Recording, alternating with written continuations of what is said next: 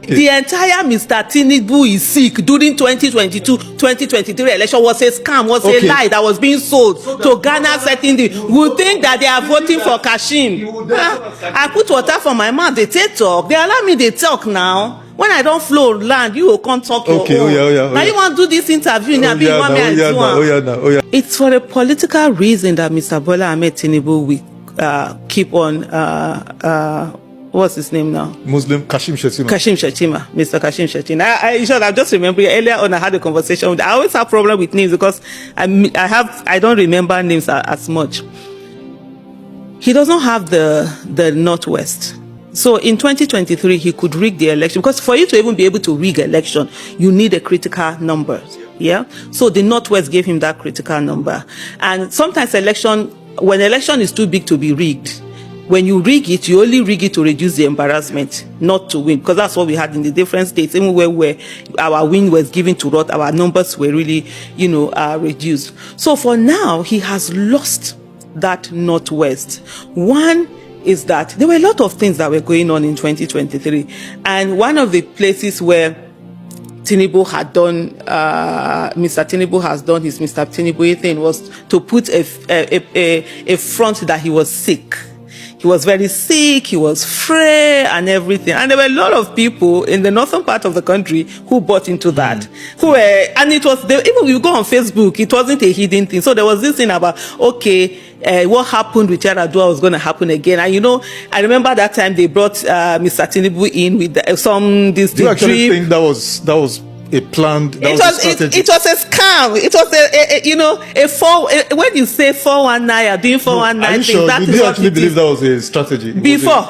I'm telling you it is. You are still asking me, am I sure? Am I supposed to go and bring another Aisha to answer your question for you? Why are you asking me, am I sure? It was a scam. It was a master scam. Wow. Master scam. And even when he brought out, and then this thing was showing, I think line, there were quite a number of people that were saying, look, they know this person and these people, that their capacity to do things will not allow that thing to be shown, but it was done for a reason. And so many people in the north believe that, and they ran with that. So most of them that were voting were not really voting for. Aisha, please, this is me, Aisha, talking. Now, can you allow me finish my thoughts? Allow me, please. I'm sorry, really sorry, but the entire Mr. Tinubu is sick during 2022-2023 election was a scam, was a lie that was being sold to Ghana certainly. We think that they are voting for Kashim. I put water for my mouth, they take talk. They allow me to talk now. When I don't flow land, you will come talk your own. Now you want to do this interview now? These are things I have said many times publicly. No, I'm hearing this from first time. I've analyzed it.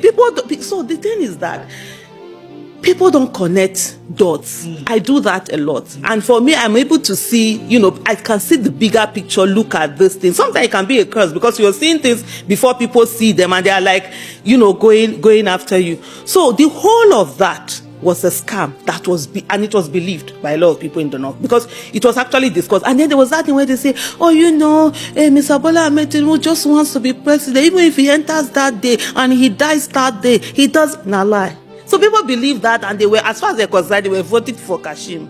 And it turned out, how you know that it was a scam? When results were announced by that their own INEC's own fraudulent result. And then there was this video where Tinubu was dancing, and he went down.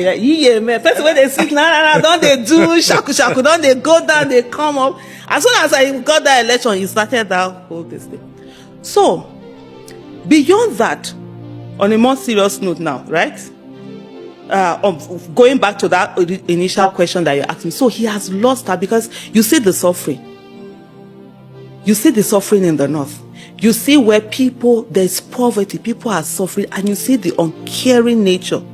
Propaganda cannot take away suffering. Uncaring nature that has come from Mr. Bola Ahmed Tinubu, with the spending spree that he went to, the very much lopsided appointments. Meanwhile, there were lopsided appointments during Buhari. That's why I don't have sympathy for anybody.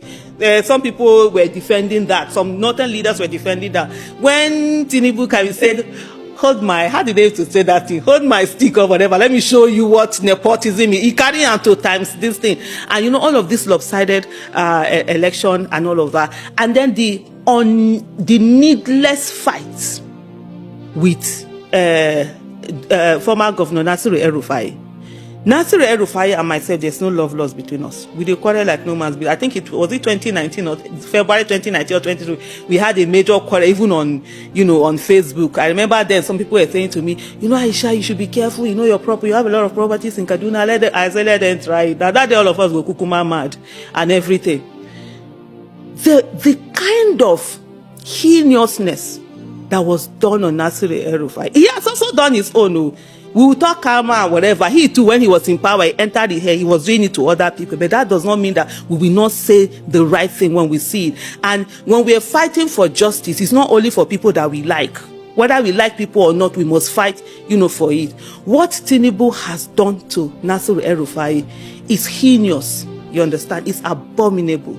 In the fact that this is someone, I will tell you, Nasiru El-Rufai is I want to say the biggest reason why Tinubu got into office. He was the one that had the audacity to stand up to Buhari with all of those Naira thing, went all the way, their governors went and took the government to court on the Naira issue, went with him everywhere.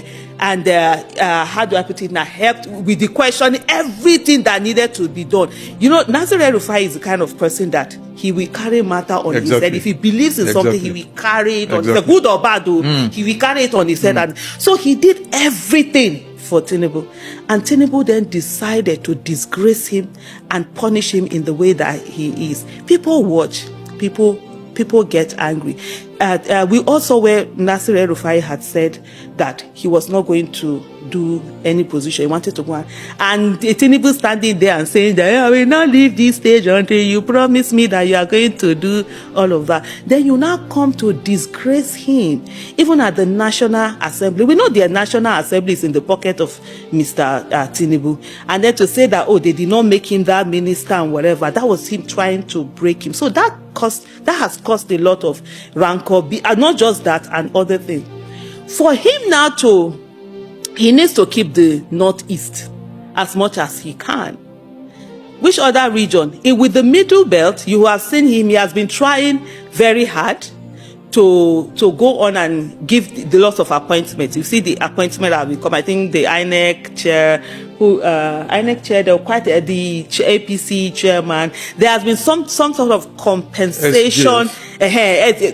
SJ, who is the SDF? Oh yeah, that's SDF and all of that to bring the middle belt, because he's trying to get, the Christian within the middle belt to say, okay, we appease them to say we have you on this thing. So he cannot afford not to have a Kashim, because now if he takes out Kashim, then the Northeast are going to, there's nothing to even placate them. They're going to be angry. So even when Ganduje was chairman of APC, they almost lynched him. He tried it. He saw the anger because the Northeast now they tested the waters, and it might even be one of those things why this one they had to tell Ganduje, go and get something else and give this. They tested the water. They thought those ones were ready to stand. So he can't afford to. He has lost the Northwest. Northeast is there that he and Atiku are going after. Then you lose. Then the middle, but you still can't, because in middle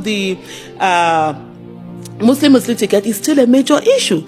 Because look, whether we like it or not, and we can have two truths at the same time. I think that's what people shy away for. There is indeed a genocide in Nigeria within the way people are being killed in yeah, I believe that.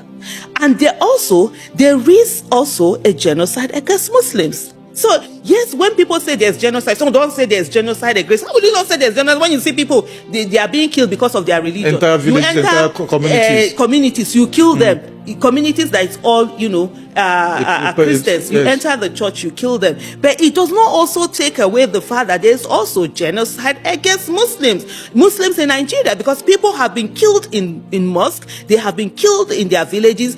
Villages that are all Muslims have been wiped out. They've been killed. People have run away from villages. Villages are ghost towns. So at the end of the day, there is genocide in Nigeria where citizens are being killed, both the Muslim and the Christian, etc. But you'll find out that there is more of the Christians that are being killed. These are truths that we must sit down and recognize and work towards it.